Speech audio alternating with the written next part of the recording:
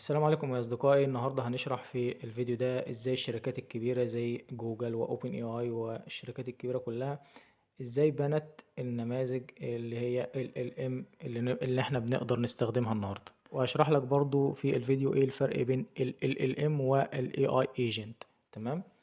خلينا بقى نبدأ كده مع بعض على طول، من فكرة إلى واقع. كيف تبني تطبيقك الذكي الأول؟ خلينا بقى يا شباب نشرح كده نموذج ال LLM زي مثلا شات جي بي تي او جيميناي بوينت 3 او اي نموذج ذكاء اصطناعي انت بتستخدمه في المحادثة، كأنه العقل البشري بالظبط. النموذج ده يقدر ان هو يترجم نصوص، يلخص لك مقالات، يكتب لك نصوص. لكن مثلا لو انت قلت له روح احجز لي تذكرة طيران، هيقول لك عفوا انا ما اقدرش اعمل كده. فهو عبارة عن عقل بالظبط. يعني دايما شبهه بان هو العقل البشري. طيب بالنسبة بقى لل ال AI agent، هو نفس العقل ده، لكن معاه مجموعة أدوات. زي مثلا وصول يحجز لك تذاكر طيران، أو يبعت لك إيميلات، أو كل حاجة يعني، أو يفتح النوت بتاعك ويحط فيها ملاحظات أو كلام من ده. تمام. يعني بالظبط زي كأنه العقل، لكن ضفنا له مثلا باقي الجسم زي الإيدين والرجلين والكلام ده كله. وانا قلت له مثلا، واديته مجموعة ادوات، زي اديته سيارة، واديته مبلغ من المال، واديته حاجات كتير، ادوات كتير، وقلت له مثلا روح احجز لي تذكرة طيران.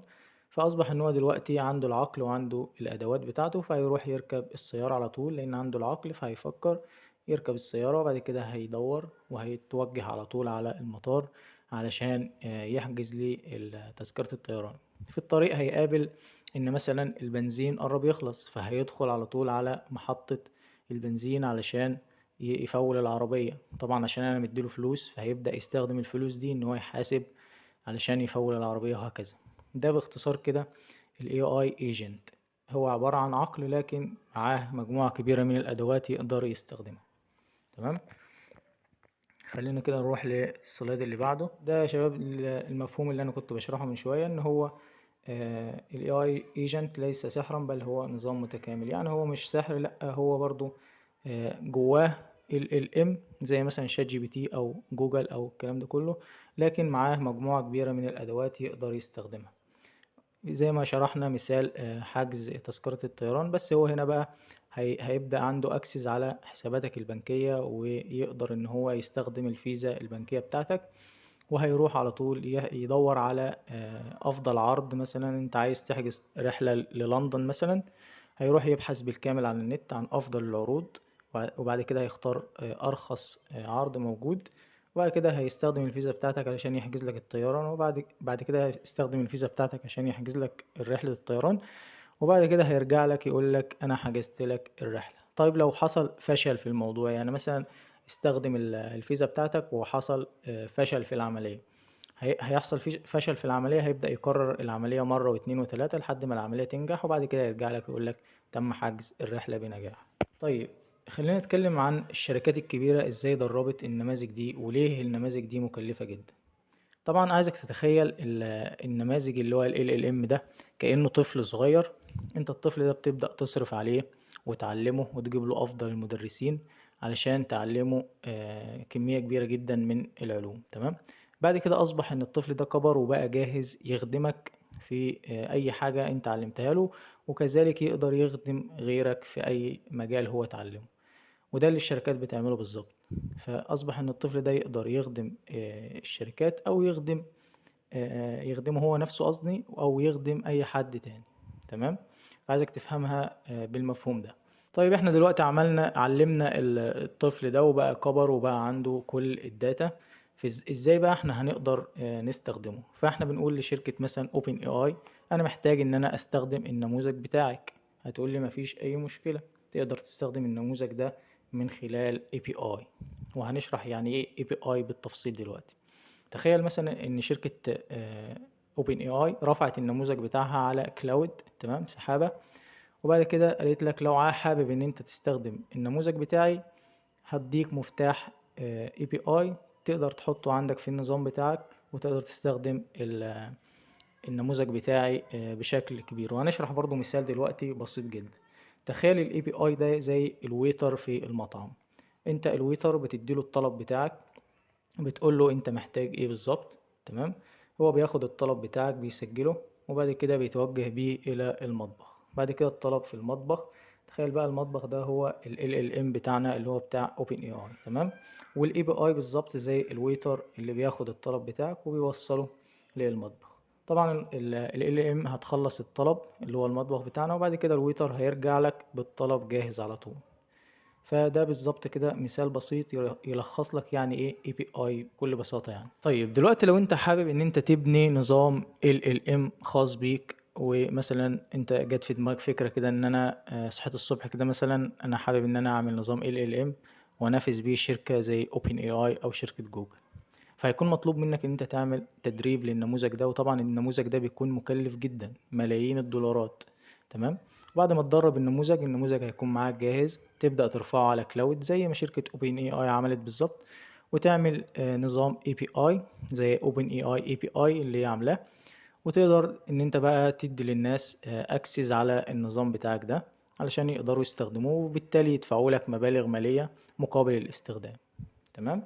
طيب انت ما عندكش القدرة ان انت تعمل كده او العملية مكلفة خالص، في حل تاني يا شباب. ايه الحل اللي احنا ممكن نعمله؟ الشركات دي قالت لك ان احنا ممكن نديك نسخة مصغرة كده من النموذج. هي مش مصغرة بمعنى مصغرة، لكن نسخة من النموذج، لكن تقدر تحملها على الجهاز بتاعك علشان تبدأ تستخدم النموذج بشكل مجاني. يعني تخيل مثلا انت هتحمل ال LLM بتاعهم على الجهاز بتاعك وتبدأ تستخدمه بشكل مجاني بقى، مش هيطلب منك اشتراك او اي حاجة، لان هو اصبح موجود على الجهاز بتاعك. طبعا دي برضه هيقابلنا مشكلة تانية. ايه هي المشكلة؟ ان محتاج جهاز بامكانيات قوية جدا، اقل حاجة 80 جيجا رام، وسي بي يو وجي بي يو يكون عاليين جدا جدا علشان يقدر النموذج يشتغل عندك على اللابتوب بتاعك او جهاز الكمبيوتر بتاعك. طبعا هنا برضه هيقابلنا مشكلة تانية، ان احنا ما عندناش الجهاز القوي اللي يقدر يحمل النماذج دي ويستخدمها. فهنيجي للحل اللي معانا النهاردة، ان احنا هنستخدم موقع يا شباب. الموقع ده قالك مفيش اي مشكلة خالص، تعالى انا هحمل جميع النماذج مفتوحة المصدر دي عندي على كلاود عندي، وهديك برضو اي بي اي نفس فكرة الاي بي اي تستخدمه في النموذج بتاعك، يبدأ ياخد الطلبات بتاعتك وينفذ لك الطلبات دي. يعني بالظبط انت هتبني النظام بتاعك الواجهات بالكامل بالكود. تمام. وهتحط مفتاح الاي بي اي من الموقع ده، وهيبدأ الموقع ده الريكوستات هتتاخد من النظام بتاعك وتتنفذ في زي نظام المطبخ بالظبط، وترجع لك في شكل نتيجة. تمام. فهنستخدم النهاردة موقع جميل جدا بيتيح النماذج دي، وكمان بيتيح خطة مجانية كبيرة جدا للمطورين ان انت تقدر تستخدم مفتاح اي بي اي وتقدر تعمل النموذج بتاعك. وهنشوف دلوقتي في الشرح العملي ازاي انا قدرت اعمل نموذج LLM خاص بيا بتعليماتي انا، واستخدمت مفتاح الاي بي اي وقدرت ان انا اشغل النموذج ده. طبعا يا شباب انا قدرت اعمل النموذج ده من خلال جوجل اي اي ستوديو. ولا تخيل مثلا ان انت ما عندكش اي خبرة في البرمجة، جوجل اي اي ستوديو ده بيقول لك تعالى اكتب ايه الفكرة اللي انت حابب تعملها بالظبط في التطبيق بتاعك، وانا هبني لك التطبيق بالكامل. تمام. فانا استخدمت جوجل اي اي ستوديو دلوقتي علشان ابسط عليك الموضوع، علشان لو انت حابب تعمل نموذج LLM خاص بيك انت تقدر تستخدم نفس الامكانية، وكل حاجة في الشرح ده هتكون مجانية باذن الله. طبعا قابلني بعض الاخطاء زي شاشة بيضاء وزي ايرور، يعني حاجات كتير كانت اخطاء معايا، وعالجتها طبعا من خلال الشات. كتبت له تعليمات بحيث ان هو يعالج الاخطاء دي. طيب لو انت مش عارف ان انت تكتب له التعليمات الصحيحة ان هو يعالج الاخطاء بتاعتك، تقدر تستخدم شات جي بي تي نفسه علشان يساعدك. تشرح له بالبلدي كده انت محتاج ايه الاخطاء اللي ظهرت عندك، او تديله سكرينات من الاخطاء. هو يكتب لك البرومبت وتديه للشات في جوجل اي اي ستوديو، هيبدأ يعالج معاك الاخطاء دي. طيب دلوقتي لو انت عملت التطبيق بتاعك، تمام. قبل ما ننتقل بس للشرح العملي، النظري مهم جدا عشان تكون فاهم الفكرة بالكامل. انت دلوقتي عملت التطبيق بتاعك ال LLM بتاعك، ومحتاج ان انت تنشره للعالم كله علشان يستخدمه. في عندك حل من اتنين. الحل الاولاني ان انت هتحط التطبيق بتاعك وهتحط فوق ان المستخدم يحط مفتاح ال API بتاعه علشان يقدر يستخدم التطبيق.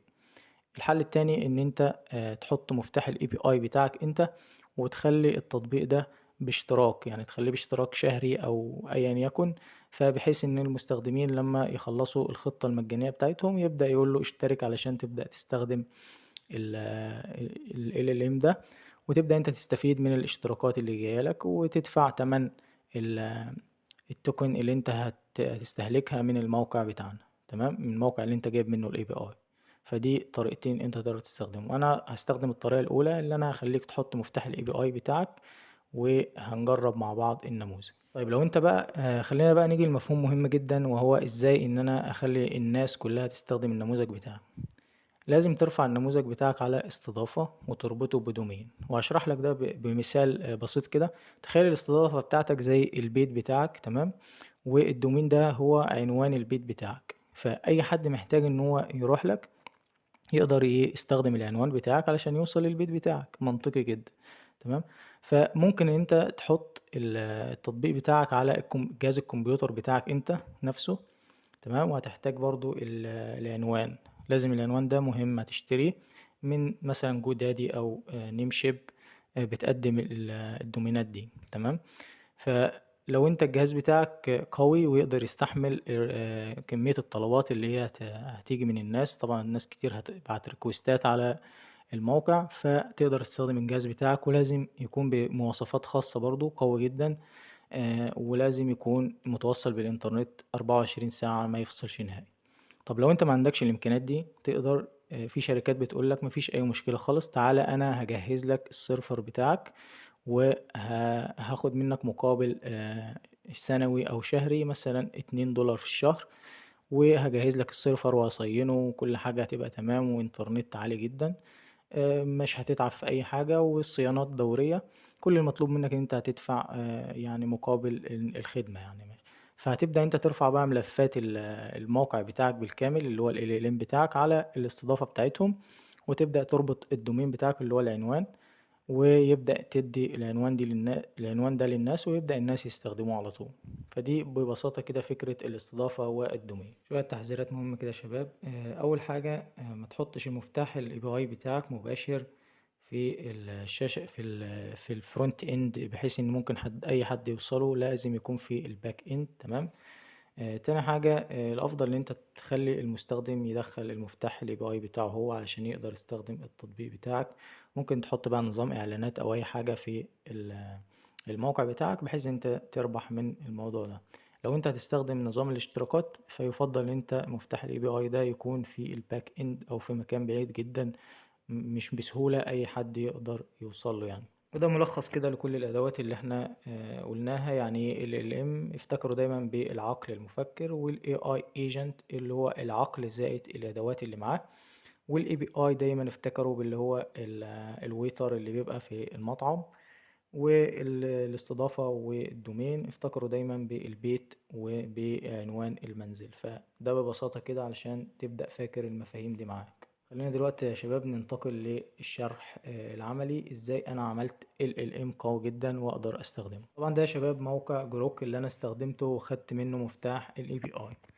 زي ما انت شايف كده، هو حاسب لي التوكن ان انا استخدمت 29,000 توكن في التطبيق بتاعي ده لما كنت بجرب التطبيق.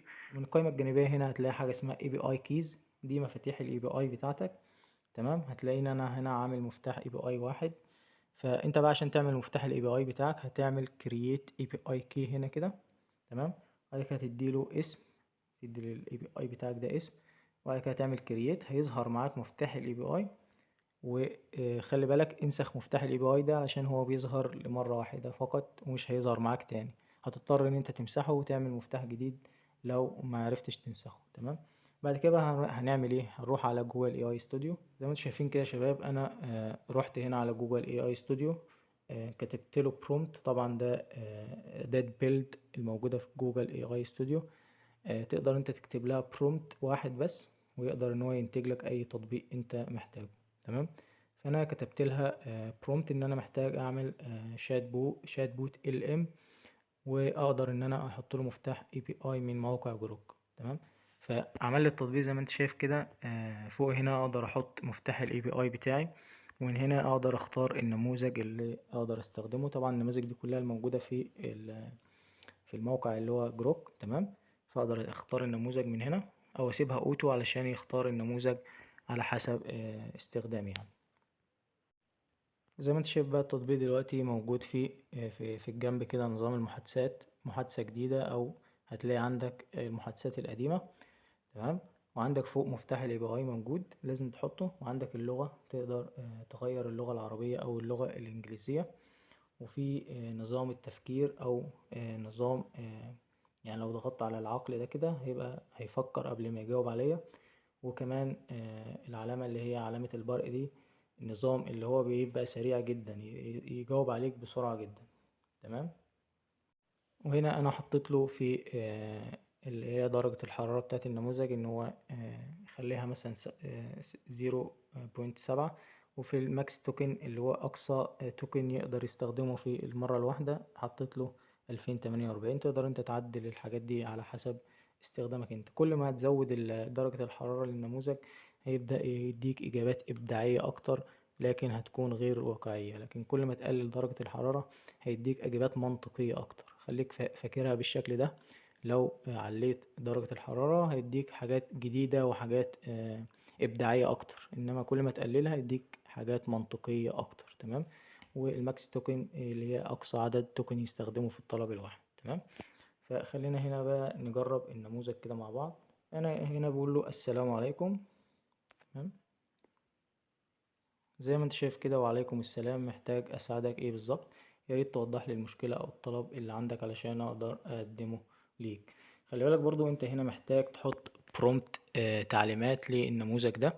تقدر برضو تكتبه في الشات بحيث ان هو يجاوب بطريقة معينة على العملاء او يستخدم حاجات معينة. ده مهم جدا. انت تكتب له برومبت سيستم، يعني زي سيستم كامل انت ترد على العميل ازاي او هتجاوب عليه ازاي، ولو في اخطاء هتوضحها له ازاي والكلام ده كله. فانا هديك نفس البرومبت اللي انا اديته للنموذج ده علشان يقدر يرد عليا بالشكل ده. تمام. وكمان بتديله تعليمات للامان في البرومبت ده، بحيث ان مفيش اي حد يقدر يسرق بيانات منه او الكلام ده كله. فالامان ده مهم جدا فيه برضه. فانا هسيب لك رابط النموذج اللي انا عملته ده، وتحط مفتاح الاي بي اي بتاعك وتجربه. وكمان تقدر تعدل عليه بالمناسبة، هتلاقي فيه شات جانبي كده تقدر تعدل عليه او تخليه باسمك انت، او تديله تعليمات ان انت اللي ضربته او الكلام ده كله. وهيبدأ اي مستخدم يسأله يقول له انت مين او كده، او مين اللي ضربك، هيبدأ يديله التعليمات اللي انت مديها له. كمان هسيب لك البرومت التعليمات اللي انا استخدمته في تدريب النموذج في اول تعليق، وهسيب لك كل الروابط اللي استخدمناها في الشرح ده في اول تعليق. يا رب اكون افدتك، والسلام عليكم ورحمة الله وبركاته.